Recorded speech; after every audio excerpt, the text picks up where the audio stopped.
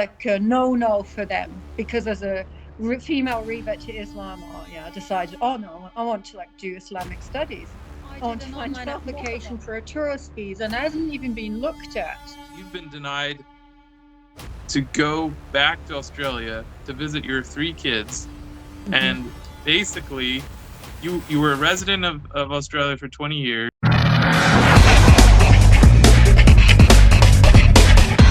Welcome to another episode of Twice Told Tales podcast. Today we're going to talk to Zainab Kirsteen James. We had talked to her before over a year ago as a researcher based in Iran. She is originally from Scotland, but she has also lived in Australia for over 20 years. Last time we asked her about her experience of living as a researcher, a female researcher in Iran. But this time she has new stories and updates that we really want to hear and discuss. Welcome to our program again, Sister Zainab. Thank you so much for having me. Thank you to both of you for having me on your podcast again. It's great to see both of you. And I'll just explain. Yes, obviously I still live, study and work in Iran. Yeah, I'm from Scotland. I'm technically a permanent resident of Australia for 20 years now, almost exactly. So what happened was just over a year ago, I needed to reapply for a visa to get back to Australia to visit my kids, to visit my family. Because obviously during just before Corona started, I'd come back to Iran. And during COVID, Australia had 2 years of border closure. Now, some people might say, well, it wasn't total, but in effect it was, because the flights were astronomical in those days. So in fact, no normal person, unless you're a celebrity, would have been able to afford flights back then. And we also had I think a 2-week quarantine, and the quarantine itself was also very expensive. So that happened. So for 2 years, I couldn't get back into Australia anyway. Alhamdulillah, my family actually joined me because there was no way I could go there. So they came and they stayed in Iran with me for 10 months. And then they were getting itchy feet. So they then went to Scotland because the borders, the entry into the UK had become easier. So they went to Scotland, stayed with my father for a few months. I then joined them, stayed for a few months, came back here to take exams, and then visited my father again because he got Corona that year and other illnesses. And then just over a year ago, I had to get something called a resident return visa. So what it is, because I'm not an Australian citizen, every 5 years, if I want to sort of like leave Australia, like for travel, study, and go back into Australia, I need something called a resident return visa. So in Iran, you have something similar. It's called the govt. And it's quite simple. Usually, you just in Australia, you just apply online. And I think in the past, you get it within a few days, so it's really quick. Sometimes even the same day, you just get like an email confirmation with a number. Sorry to jump in, but I just to make sure that so with a Scottish passport or UK passport, you could not just travel to Australia, visit Australia without a visa. No, so Australia is one of them. Some friends here have asked me, why can't you? You've got a UK passport. Why can't you just travel and get into Australia without a visa? So to my knowledge, the only passport, so the only nationality that can rock up at an Australian border or airport, basically, and get in without a visa, it's actually New Zealand. So New Zealand can rock up at an Australian airport, and they just get like a visa on arrival. They get like a stamp. It works the other way too, by the way. So if you're even just as an Australian resident, if you go to New Zealand and you rock up there, so I did that with my family for one holiday, and you rock up, and because I was an Australian resident, my family obviously all have Australian passport, but even for me, I get a stamp in the passport saying New Zealand resident. I thought, this is good. So that's easy. Oh, But no other passport holders can wow. arrive in Australia without a pre-arranged visa. So that's why. And so normally it's really simple. In my case, because obviously I couldn't get back into Australia for basically 2 years of the border closure, and then the whole of 2022, I was either in Scotland or then I had exams here. So obviously I didn't travel back to Australia in, I think, April 2022, the borders reopened, but I was still with my family here and in Scotland. And then I was with my father. So in effect, I was out of Australia for more than 3 years. And that means you have more paperwork to submit. But, you know, Okay. so I had to get police clearance in Australia, police clearance here in Iran, and, you know, submit whatever. And, you know, I did all that.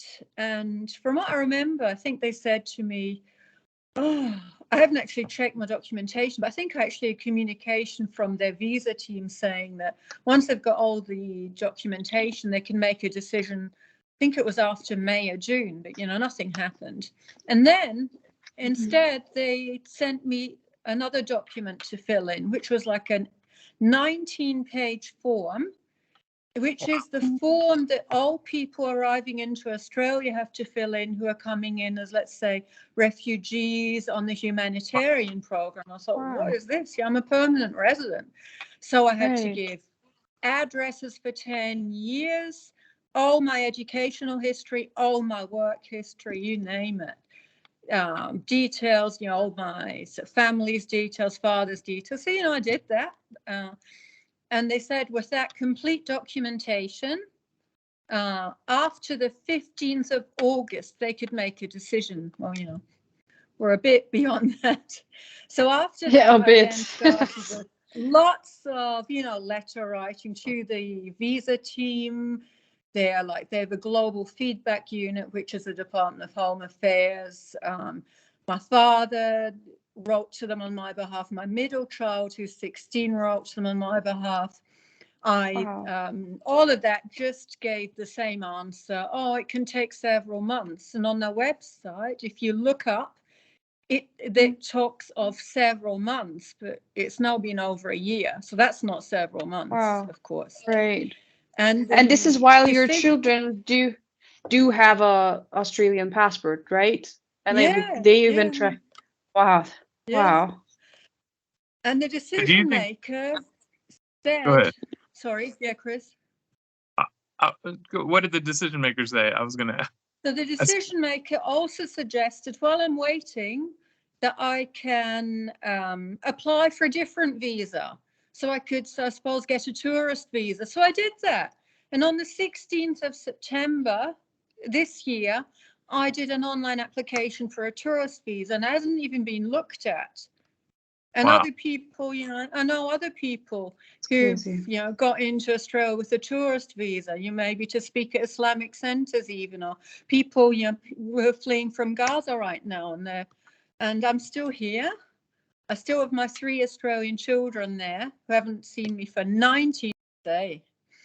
And obviously there's other people. So there's 2 other cases. One of them is just seems so crystal clear to me when I read about it. And I think I mentioned it to etc. So his name is David McBride. So he's an Australian citizen, studied in Australia, then also did some study in the UK. He was with the British Army for a bit, then he joined the Australian Army. He was posted to Afghanistan, from what I remember, twice. As actually a lawyer for the military. And I think it was in 2011 when his task as a military lawyer involved interviewing all the detainees, all the people who were brought in as prisoners by the Australian forces who were at this base in Afghanistan, and also by the Afghan forces that they'd trained. So he would interview them because his task was to check that no torture was involved, they were treated well, that they were being given good enough food, and so that their conditions were correct. And then, so in his when I was reading about what he says, I think this is an excerpt from his book. He said that one day someone was brought into their prison in the Australian base who had first been picked up by the Afghan police. There were there were signs of torture, and the guy did actually say that he'd been tortured and so on. And so legally, he is obliged to report this because this is his job to actually find these things out. And he also realized that, no one's going to want to hear about this. So he gave a confidential tip off to someone he knew in the Red Cross. And then I can't remember what he said, what actually happened. But he was basically told by his own people that, you don't do that. You keep quiet. And so I think David McBride was, obviously a bit surprised, disillusioned and whatever. And I think in 2017, he retired from the Australian Army, I remember. And he also, I think in 2017, he sent some defense documents confidentially to ABC News Australia. Their offices were then raided by the federal police. And I think in 2017, he was charged with obviously disclosing these documents. His trial, so obviously I assume he was on bail all that time, but so his trial just happened, it was just finished about just a few weeks ago. And the judge chucked out the defense of public interest. So he had no defense. So he just pleaded guilty. So at the moment, he's just awaiting sentencing. And I've read that this could be lifetime imprisonment. And so he is classed and described as a whistleblower. He's also released a book. So this is a huge case, hugely important. And obviously in a sense, it's important because it shows the risk people take who are trying to do their job, who are trying to see that justice is done, who just want to make sure that the truth is being served. And anyway, so I don't know how this is going to pan out, because obviously it's very public now. And it's not the ones who are committing those crimes who are getting punished. It's the ones who expose those crimes. Same with Julian. I understand more and more why the person who told me that, I'm the ultimate, I don't know what word I should use. I'm just I'm like a no for them, because as a female revert to Islam, I decided, oh no, I want to do Islamic studies. I want to find out more about my faith. And I had other motivations, of course. And of course, then I suppose I could say this basically because this person had to deal with ACU. They'd come around to their house and just hassle them a bit, but not in a bad. I think basically they'd just sit down and have a chat, and they'd say to this person, so he would say to them, well, what's the problem with me? So because this person was also Muslim, and he would say, what's the problem?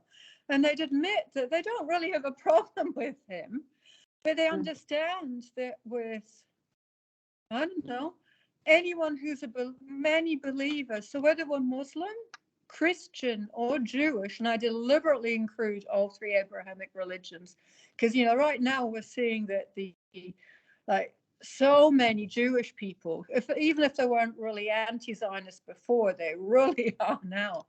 And because for me it's heartwarming. I love it. The genocidal army, I mean, they're just opening their eyes to what they're being, what is being done in their names or in the name of their faith, right? I mean, it's just more than anyone could get. But I kind of know the answer, but I want to ask you, do you think if anybody chose, let's say, Saudi Arabia or Turkey or Qatar to study Islamic studies would get into troubles?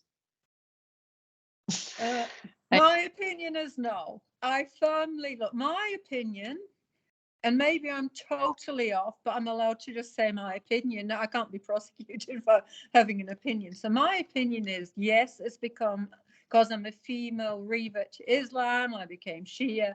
And yeah, I came to Iran because, once Palestine is free, there's another huge battle. And that battle is to break down this Iranophobia. That's the next big thing. And it's really big. It's terrible. Yes. Even people who we think are really educated, have some common sense, it's crazy. It's really crazy what sort of opinions they have. We know a lot of really good like political analysts and really good people who lost on who like they did not get Iran, and they don't understand Iran, and we saw that last year when the riots happened. Like we had a lot of people who are very pro-Palestine. They understand Zionism. They understand all the propaganda against even Islam. But when it comes to Iran, they fail to understand how the propaganda is strongly working. I mean, we know a lot of good people that they have so much. I mean, it's it's a very strong form of ignorance and bias against Iran. Yeah. Well, I was told I don't know if I've told this story, but I was told a story of someone who was in Australia, not just resident in Australia, I remember, but one of their friends from here, from Iran, and one of their friends was, I think, a Catholic priest, and yeah, they kept inviting them, come and visit, and the friend would say, the friend was a bit scared and would also say, how are people going to treat me in Iran when they see me wearing my robes and so on? Right. But ultimately managed to persuade this priest, and so the priest visited, but the first visit was just a few days because he's still really scared, and right. Obviously he had a really good time, because I think I was told that he visited several times after that, probably much longer. Yeah. I think once you realize it's all lies, it's just the illusion falls away pretty quickly. But yeah, it's go ahead. We're gonna start there. No, I mean, I was going. When I tell people that there are like 11 churches in my city, which has it's not a very big city. It's kind of big, but not like huge, like a lot of other cities that we know around the world, that there are 11 active churches in my city and there are active synagogues in my city. They're like, what? How is that possible? Yeah. Yeah. And the other thing is, because you're talking about Isfahan, yeah? Yeah, of course. Yeah. Because I've got some of my closest friends. It's another big extended family in Isfahan, and the people in Isfahan, they talk with great pride of having so many churches and synagogues. And of course, the beautiful thing about synagogues in Iran is there's no security, as far as I'm aware.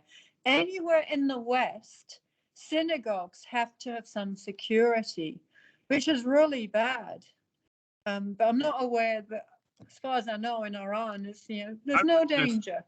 I visited a synagogue in Iran, and very open. Yeah, we just the rabbi and we showed up unannounced, and the rabbi invited our whole group in and showed us around, and it was interesting. It was very much I've been to some synagogues here, and it was very different, but in some ways it was interesting, but it's absolutely Jewish, and it's just like Christians around the world have different varieties and different flavors. It was very interesting to see how they had decorated the inside of their synagogue, and they're free to travel between Israel and Iran, which is interesting. A lot of people don't know that, and I didn't know that. Yeah. Whoa. Yeah. So it's really so all the lies are it's just pure lies. And not all of them are anti-Zionist. But the government knows that, and everyone knows that. But because they believe that this is the way they have chosen to practice their religion, and as long as it doesn't become a security threat for the country, it's just free. I don't. Exactly. I mean, we have Jewish members of parliament, and they accompany the president sometimes. Like, I mean, there was a case that the Jewish member of parliament was accompanying the president in his trip to the UN, like for the General Assembly. So yeah, they have they're free and they're practicing the religion, and they don't have the issues. You can walk into shops with different Jewish symbols, and you understand that this shopkeeper is a member of the Jewish community. And you walk into another shop where there are Christian signs, and you understand that they're Christian. So yeah. It's like the idea, the propaganda is so weird, because it's like Islam isn't the Abrahamic faith. Like it's like the Zionist propaganda has been trying so hard to drive a wedge between Christians and Muslims that like Islam is cut off as if it's not a part of the faith community. But it's just as Zionist, Christians have, they've embraced Judaism as if it was a superior faith to Christianity almost, and like idolizing Judaism in the way they worship. It's that too. It's just Islam is now in the same fervor denied its position as an Abrahamic faith, and it's really sad, because everyone should get along. There's not that much difference, and everyone just has their own way of coming to that monotheistic belief system. And I don't know. It's just sad to me that the propaganda is able to work so much. But in your case, just in case, I think we lost a little bit of our conversation in the beginning. I just want to go over your case again. You've been denied to go back to Australia to visit your 3 kids.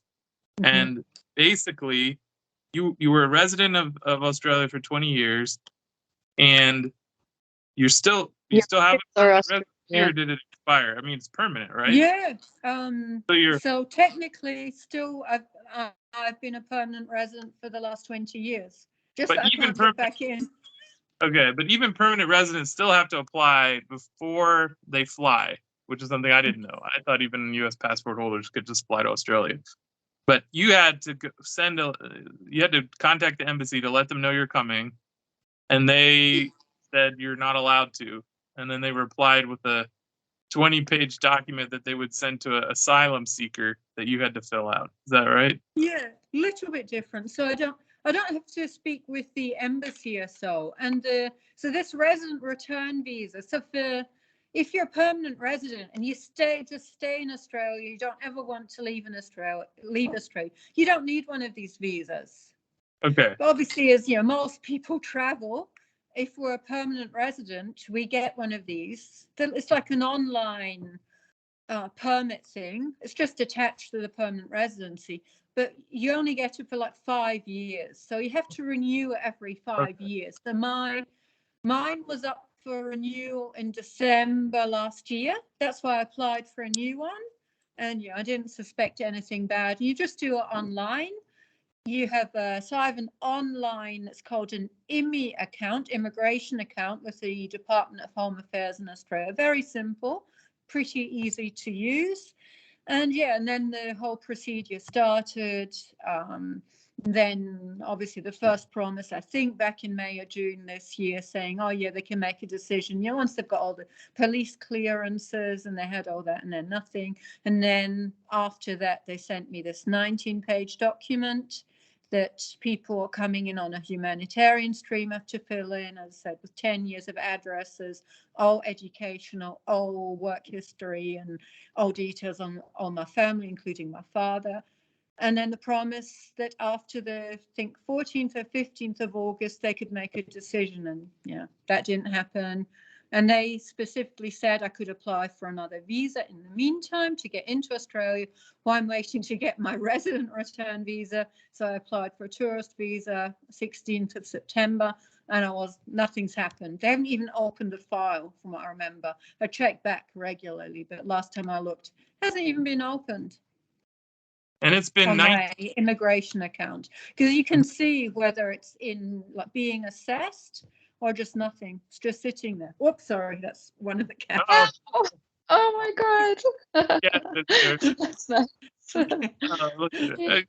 He's welcome on our podcast. There's no problem Yeah, with that. we welcome animals. We absolutely Very welcome animals animal on this. okay podcast. So basically, they just totally haven't processed your tourist visa at all, which is something that they would have, for an ordinary applicant, they would have done it immediately, right? Because yeah.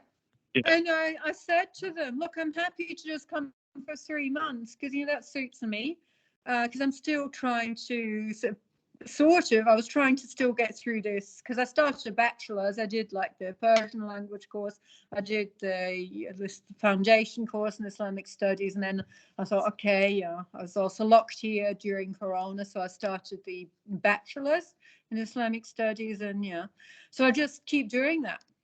I took sabbatical this semester because I thought I'd be back in Australia, but instead just doing all these emails. And it's been 19 months since you visited your kids, because we had you on the podcast early last year. It was May or February, I don't know, March or something, May or April last year. So I think you were with your kids in Iran and they were just about to leave then. And so it's been since then you haven't been able to visit them in Australia. And so that seems like a human rights issue. And it seems like if they are actually discriminating upon on you for having been a student in Iran of whatever, I mean, it's your choice to study whatever you want, I would assume, as a citizen. It's your human rights, and it's also your kids' human rights, and there are Australian citizens. I mean, the 3 Australian kids were being denied access to their mother, basically. I'd actually, for example, for example, if I were a criminal in Australia, if I'd committed a criminal offence and I had to go to prison, my kids would have access to me. Instead, I'm not a criminal. I've no criminal convictions in any country. I've never been detained, arrested, charged with anything anywhere. And I'm being denied access to my kids. Yeah, like a criminal would have more access to their kids than you have. Yeah, that's a good point. And you are a citizen of, the British Commonwealth, so it's even the UK. So it's just part of the problem is this becoming Muslim. Especially, if we become Muslim and we dare to wear one of these. Doesn't Australia have some kind of pride in religion? But I think being in Iran is a bigger problem, because we know hijabi Muslims who are absolutely welcome as long as they, for example, for U.S. flag hijab and you were praising American freedom or whatever, you wouldn't have, or you wanted to study Islam in Saudi Arabia, Qatar, I don't think you would really have any problems. Exactly. But because I'm here and I'm going against their narrative, because I share beautiful images from Iran when I travel, and just how safe it is, and that there's no issues living here as a woman. But no, they don't like that. You can just look at anyone can Google the security stats in Iran versus other cities, and Iran is just insanely safe. I almost don't believe those. I wouldn't believe those statistics if I didn't know people in Iran. But when I know, I can see Satara is totally safe bicycling home across her city at night in the middle of the night. If you did that in anywhere other cities I've lived in, except for maybe Ramallah was pretty safe. The only danger in Ramallah was when I lived there was the dogs. They had wild dog packs that could get you, feral dogs. But other than that, totally safe from people. But in Atlanta, no way. None of the other cities. Yeah. Way in America, no way. So. People don't look at. I'm not sure that people look at those stats, because one of the MPs, this MP who her office helped me, so they put together all my certificates, documentation, lodged another query with the Department of Home Affairs. And, they didn't really get any different answer. But, alhamdulillah, it was really good of them to try to make that effort. But because they realized I'm still in Iran, so this is after the 7th of October, and they sent me a link to the Australian Smart Traveller website, which is like basically travel recommendations for Australians in the world. And I read through, just as I've seen this, I've looked through this blurb before, and I was just reading the updated stuff for Iran. I was literally laughing out loud. There's dangers from here. Obviously, it's like do not travel. High risk of just about everything. Yeah, I mean that risk to me traveling to Iran is when I come back to the U.S. It's how the security state will treat me then. It has nothing to do with it at all. It has to do with maybe avoid it. The people and how they respond. Well, I'm not planning on avoiding it. But it's just for me, that's the risk is the way the security state, just like you're being treated by Australia. I don't have a doubt that that they'll try to mess with me here, because they just can't allow for there to be a totally free and easy exchange between Iran and the West, because once people realize how many lies there are, I can't believe people actually believe anything anymore anyway. I mean, after COVID, and Al, you were just saying how, and I forgot that in Australia, how like the flights to Australia were like $8,000, and then you had to go through this 2 weeks. They're crazy prices. Yeah, because my kids were here in Iran. And they were checking on talking about it, I think, in the last podcast. It's like, so you had to spend like $12,000 just to go to Australia. And that was all for this flu that everyone realizes now was not nearly as, I mean, it was just amazing how, and Australia was one of the worst countries for that. They were just losing their mind. They didn't allow the world tennis champion to enter, even though he had medical excuse not to take the vaccine, but they didn't allow him. And he couldn't take part in the tournament, even though he was like #1 tennis player in the world. But Australia didn't allow him to come and play. It was take part in the tournament. I don't know, what can I say? They even had a family member of friends of my dad's in Scotland, so basically like an old childhood friend, basically. Like when I was a kid, I would play with the friends' kids. This is like the oldest friends in Scotland, and like one of them had actually migrated to Australia, married an Australian guy, had kids, and then when COVID came, because she is a nurse, and so she took I can't remember what they were given, whether it was the AstraZeneca, and or the Pfizer, might have been the AstraZeneca. But she and one of her kids, they had developed the heart thing. I can't remember what it was, heart palpitation, something happened. And she said, look, I'm not taking the second one, because this was pretty serious. And because she wasn't prepared to take the second one, they sacked her. Yeah. What was she to do? Compromise her health? So that's fine. So she left her job, and they moved up to Queensland, and they're just enjoying, I think, a nice, beach life instead. Yeah. Well. Yeah, I mean that's the thing. Like the safe and effective vaccine. Safe and effective. Safe and effective. But I don't know. Yeah. So like obviously the imperialist narratives are very important for the Australian political establishment. I don't know why that is. There's some theories that the CIA and there was actually kind of a coup back in the 70s? I forget the story, but it has to do with the placement of U.S.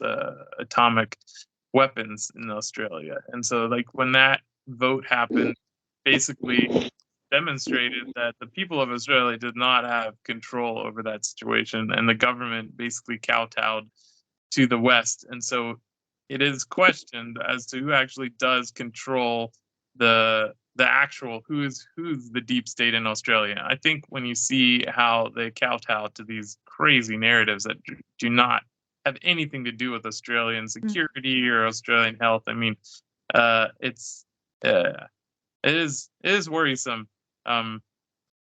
So I hope someone out there, maybe there's a lawyer listening who knows the international law and would like to offer advice, or anyone who has ideas on who could help with that case. It sounds like it's a blatant human rights case, and people could leave comments if they have ideas. But it seems like this is unacceptable to keep a mother from visiting her kids in a country that she had permanent residence in simply because of a religious issue. I mean, there's that's crazy. Yeah. No, I really appreciate that. And obviously I suppose any investigative journalists that want to take up my story, because obviously I'm contacting them, and but I want to just take the one thing you said, what's going on in Australia, because and if you look this up, so some of the work being done by the good journalists in Australia, the investigative ones, so they talk about how there's a surveillance site place in Australia. It's called Pine Gap.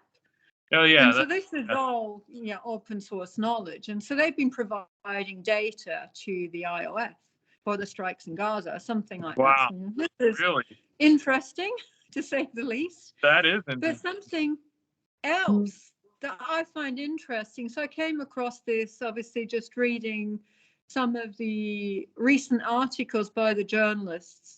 Because I'm thinking, who can I contact? Who can I approach? And one of them has said that I think this is the current Australian Defence Minister, Miles. He has basically, so under him, they've integrated. I'm just quoting directly from the article. That they have integrated Australia's Defence Intelligence Agency with that of the Americans. Wow. Well, there you go. You don't need evidence of that. Who owns Australia? I don't know. Yeah, wow. It's not Australia anymore. Actually use the word integrated. That's fascinating, because that's very different than collaborating. Wow. That's wow. Well, yeah, I mean, maybe this is the answer to my issue too. Yeah, there's no wonder. I mean, but the U.S., okay, so within the U.S. borders, there's a lot of pride and religious freedom and that kind of thing. So that narrative and like freedom of speech and whatever, and those narratives are so ingrained. I'm not sure whether we have rights here or not anymore. But I mean, when you speak of those things so highly, they become like things very difficult to take away from society because they're talked about a lot. So religious things, it's very hard to take that right away from someone. And freedom of speech is hard to take away from someone.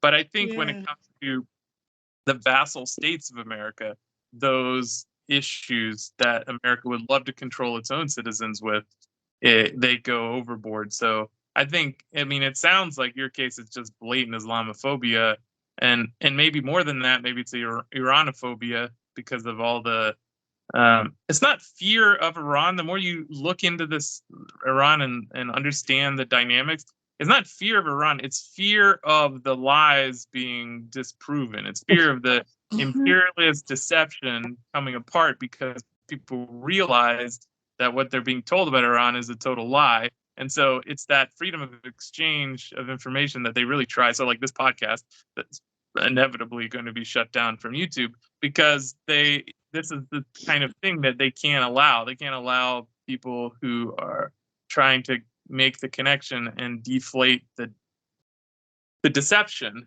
And so you're a threat to that. And so, but I think the Islamophobia factors into it too. And you can just see that. And we mentioned it before. It's like with the Gaza situation. The only reason that the world is basically just sitting by and allowing America to fund the Israelis to slaughter children and crush children and starve children mean, the deaths of people, innocent people in Iran, it's atrocious. People right now are slowly dying to death, trapped under rubble.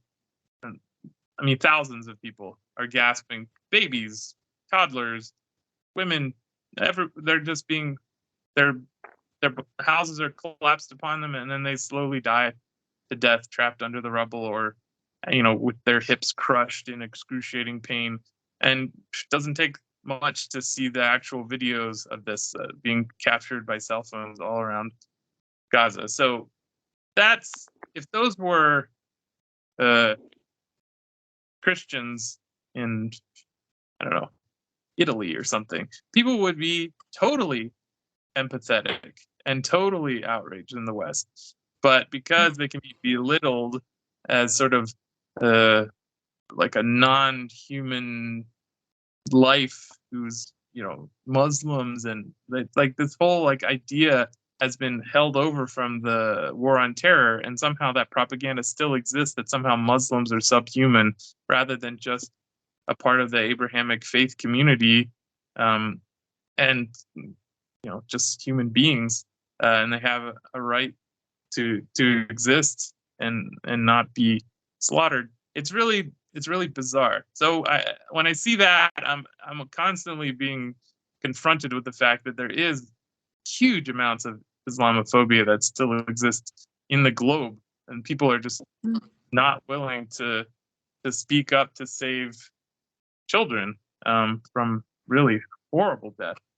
So so it's not terribly surprising that combined with Iran, who is basically the only government that hasn't been, militarily occupied or destroyed, who's standing up for Palestinian rights. I mean, that's what Iran is a real shining light in terms of its anti-Zionist stance and stance for justice on this issue.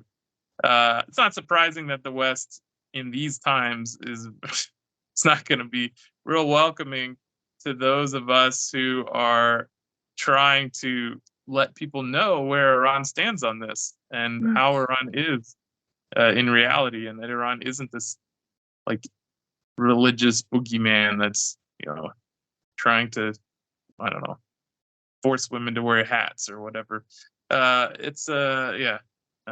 Anyway, I don't know, rambling a little bit, but it's just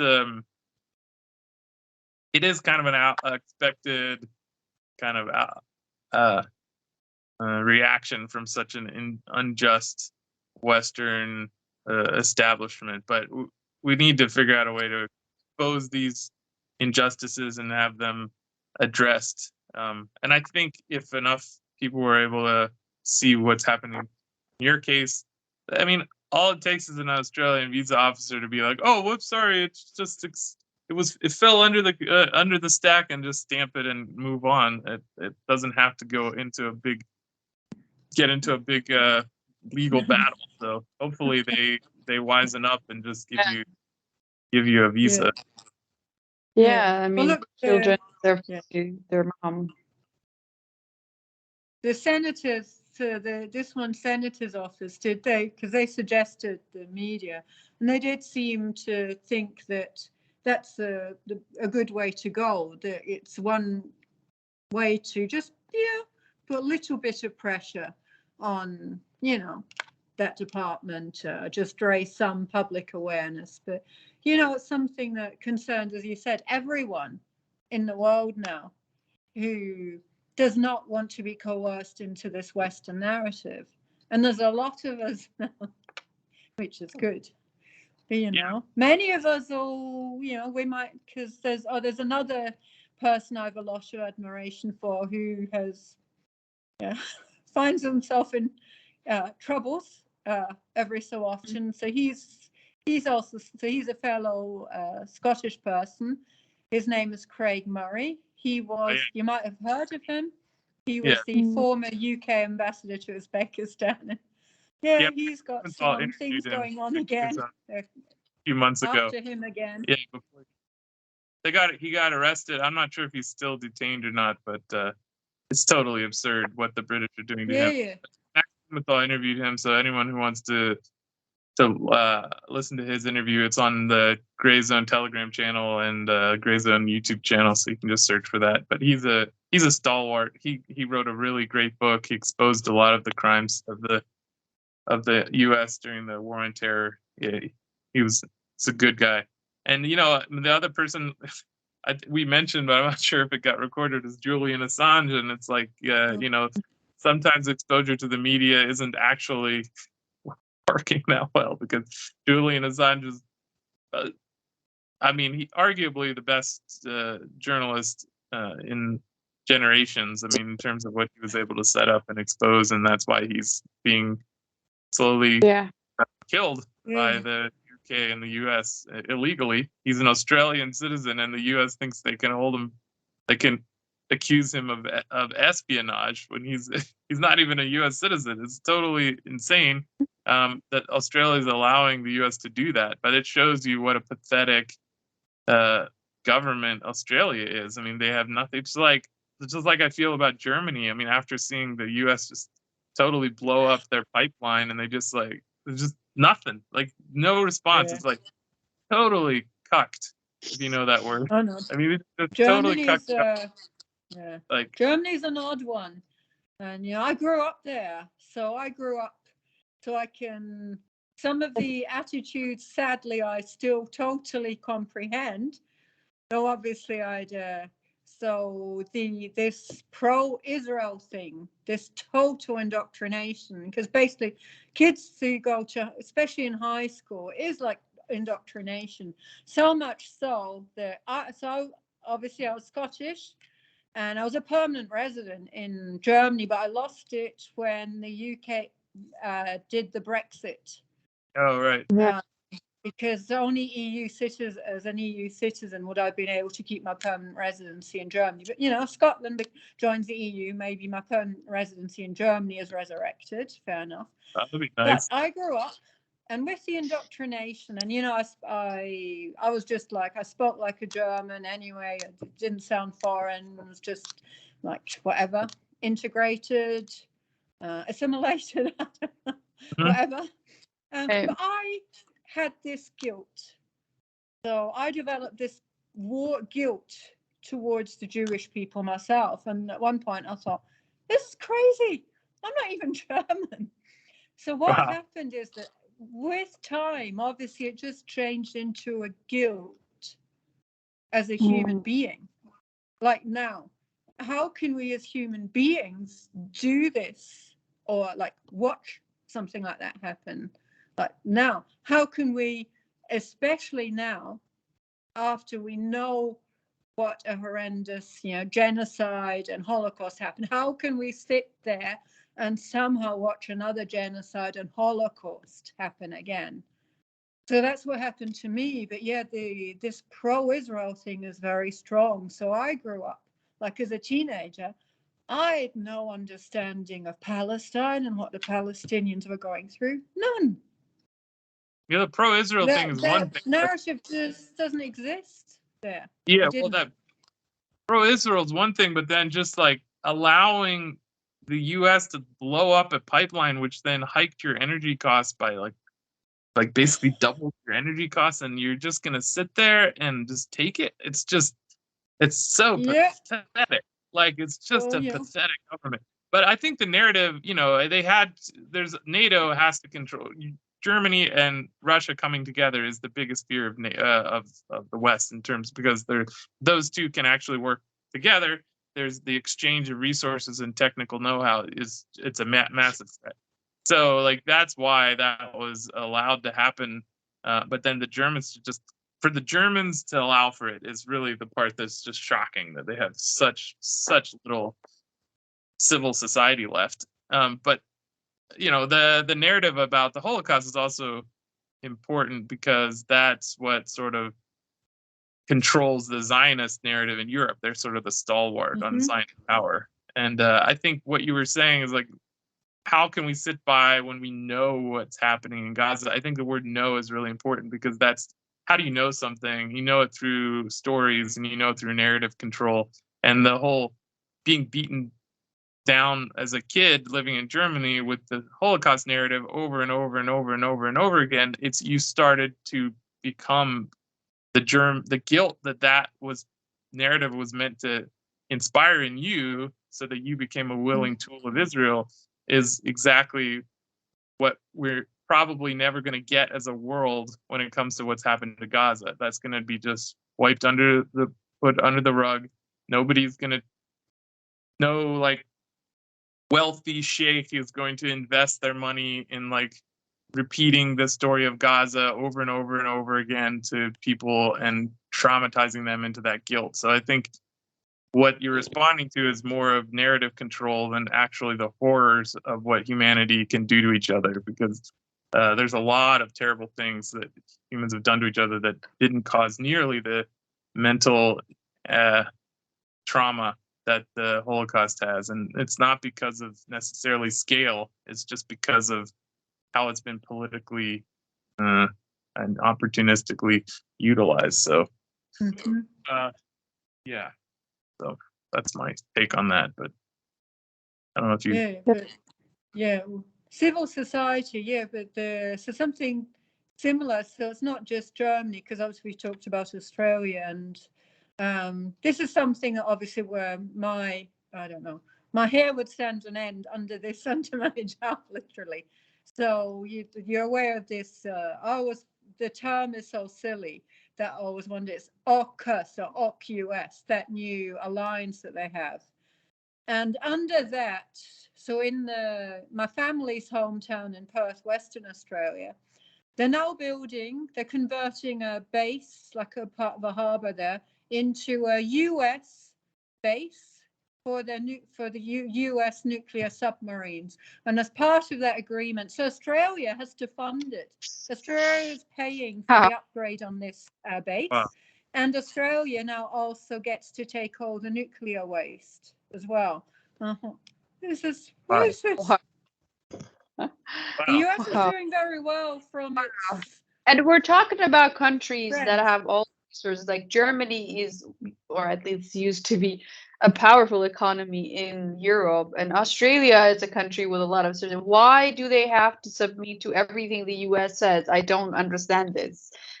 I just don't understand. I mean, it's why are the people not complaining about that? I mean, they could have a much better life if their resources were not wasted on US expansionism and military activities around them.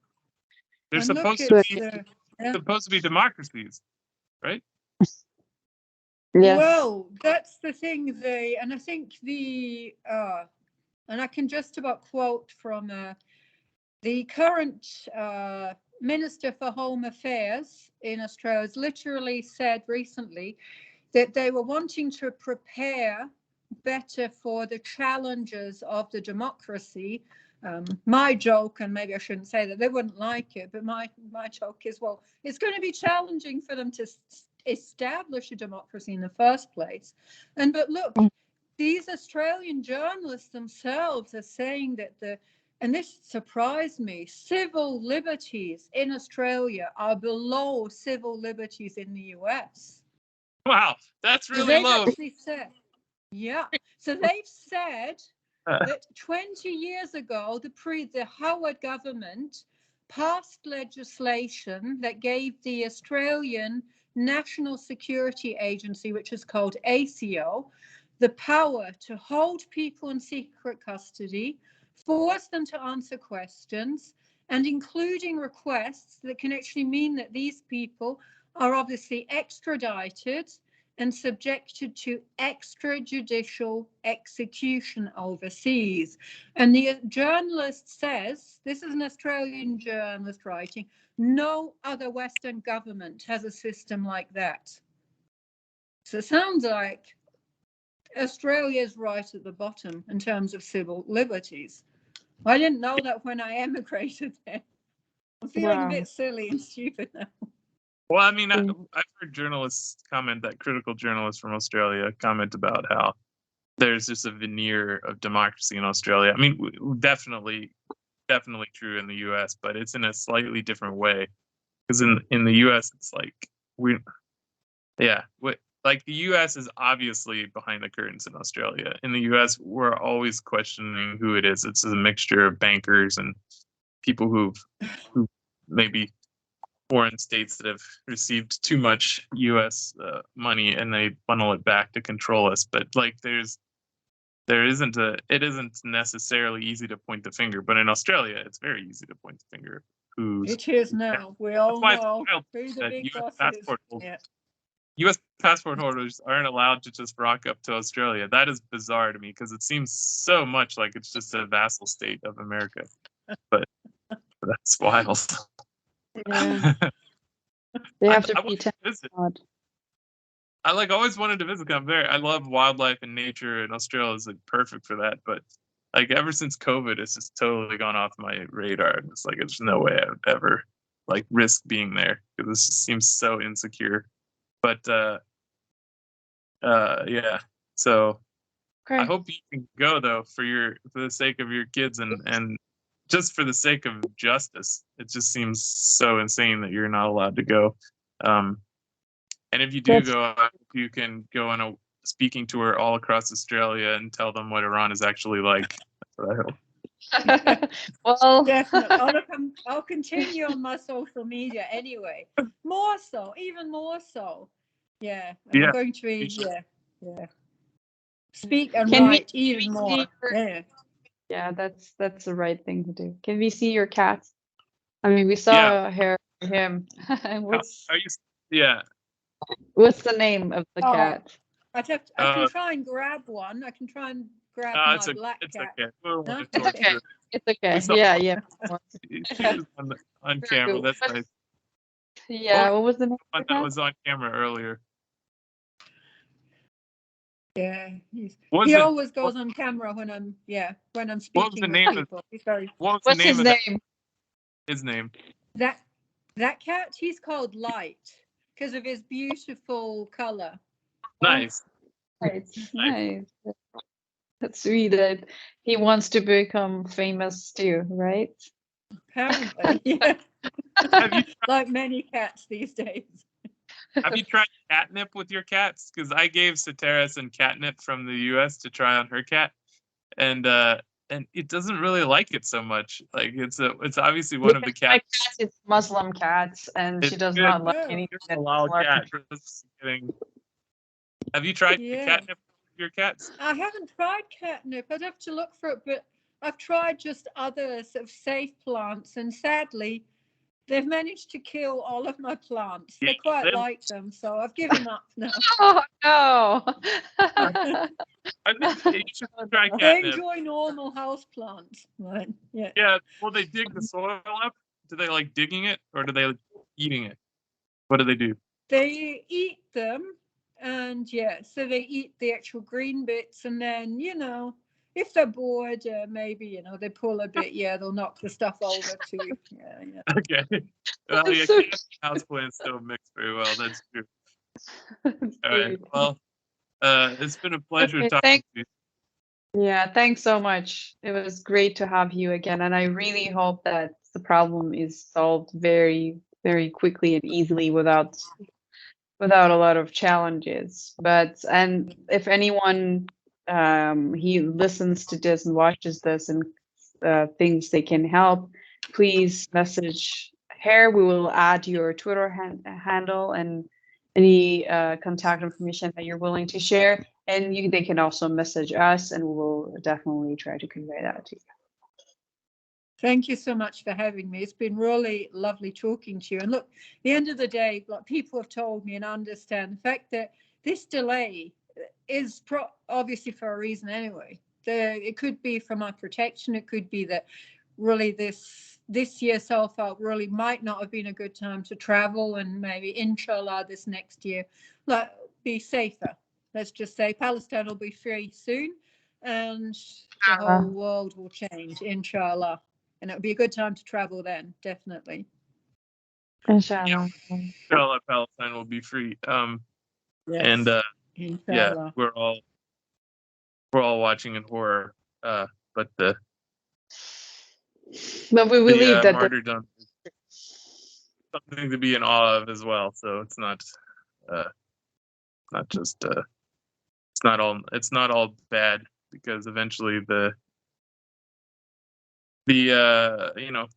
martyrdom exposes evil, so the world is starting to understand where the evil lies. And I think you saw the U.S. tried to get this, what was it called, commercial guardian project or whatever. It's some crazy name like that, like protect the dollar. Operation Some kind of Guardian, weird, like something. phrase like that. Protect commerce operation because of the Ansar Allah's bravery in confiscating Israeli ships. The U.S. was set up something to protect Israeli ships. Like it's not American ships, and they were going to waste all of our resources doing that. And they tried to get, I think it was France and Italy involved in that, and they withdrew, and then the whole project flopped. So now Ansar Allah is free to continue confiscating Israeli ships. So I hope they do that. Who would have thought that Yemen? I mean, they are such a source of honor. It's amazing. Really, the amount of hate and violence and absolute brutality they've been put through in the past decade, and the fact that they are the ones that can drive a thorn into Israel is really impressive. It's just so it shows how the worldly calculations are not always correct. That's true. Yemen's one of the oldest civilizations, and they produced one of the most loyal companions of Prophet Muhammad. So what can we say? They're an amazing people. Apparently always have been. Yeah, so it is very I hope true. they put the screws on Israeli transport, because Israel should not be allowed to no Zionists, not just Israeli, but no Zionists should be allowed free passage in that area. Or anywhere, but especially there. So so hats off to them, and real shame to the U.S. that they can't even get a group of people to protect commerce, because everyone hates the Zionists so much now that the Europeans are not even going along with it anymore. So I think when you say, inshallah, Palestine will be free, I think it may come sooner than we actually could have expected, because the amount of global people are just fed up with it. And the only way a small, angry, racist state like that can exist within the Arab world like that, the only way that can happen is with overwhelming international support. If there's no international support, it'll just be overrun and dry up. So hopefully that happens soon. Well, that's what people are saying. Like, I messaged someone in the UK today who also has family in Southern Lebanon. They said, obviously there's huge suffering and barbarism and genocide happening. There's horrific news. And at the same time, and tied in with this, of course, is that, huge change. People's hearts are being turned. People are waking up on a huge scale. So it's, that's the power of martyrdom. And that's something that, most of the West doesn't understand, because that word has been so misused. Like all the other religious terminology in Islam. I mean, martyrdom is just the idea of dying for justice. And so you don't have to raise a sword to be a martyr. The children dying in Gaza are martyrs, and they're martyrs because their death was unjust, and it shows who the evil one is, who the unjustified, brutal force is, because you died, and people see your death, and so they see your death, so they know how to respond, they know how to take action against it. So the more that happens, the more the world is just like, we can't support the Zionists, because they're just the evil ones. So and I suppose as we're talking about martyrdom, because we also have things such as living martyrs. So martyrdom, the path of the martyrs is also people who are striving. We could say striving in the way of, on the path of Allah, but we can actually explain it to people maybe aren't believers or don't understand like Islamic terminology by saying, we're striving. So people serve Allah by serving humanity, because basically, Allah needs nothing from us. Allah wants for nothing. So we can serve Allah by serving humanity. And so on trying to become better human beings, us, and then helping the humanity around us, striving on that path, that's also path to martyrdom. Yes. Yeah. Well, I mean, you make sacrifices in doing that, and so it's just the act of making a sacrifice for justice, I think, is what's happening. But we're seeing the level of martyrdom that's happening in Gaza is something that's just probably should have a different term, because of the pain and suffering people are going through, and they're doing it with just such strength. If you just watch the videos of people, with their family members just in shreds, and they're able to, keep their composure. It's really a powerful testament to the strength of the Palestinian people and the feelings of justice, their faith as well. And it helps the rest of us. And obviously we read these sorts of, obviously there's lots of clips about this, that both Muslims and other believers and people maybe were secular, weren't religious. They're saying, they hear what the Palestinians are saying, and they're amazed at their steadfastness and their strength, how calm and composed they are, and how they still have hope, and they're looking to the future, and they stand by their faith. And for all of us Muslims, this is so important. So, for example, if I ever think, I'm going through this, whatever hardship I'm going through, or for other Muslims, whatever hardship they're going through, I hear the Palestinians, and I remember, yes, yeah. And to some extent, I explain it. So, like the times when I miss my kids, and I wish, I just want to be able to hug my kids, and I remember the Palestinians who, the kids can't hug their parents. They've maybe lost the whole family. Maybe there's a kid, an orphan with no relatives left. Or maybe one of the parents are left. No kids left. They can't ever hug their kids. So these things are important, because in a sense we are all together. Yeah, there's like 70 entire families that have just been totally extincted through these airstrikes, and so cowardly. The cowardly fighting of the Zionists. It's really sick. But also at the same time, that strength is really showing a light to the world. And I think you're seeing there's a trend now of just mass reversions. People are just saying that Islam is showing strength, and it's very interesting on Instagram and TikTok. You just see so many people saying that what they saw in Palestine has led to the reversion to Islam.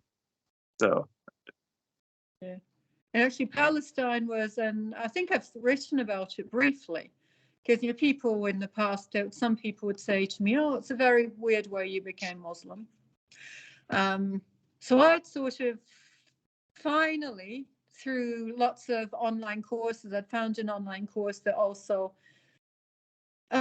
educated me on what had happened in Iran during the big famine in the First World War.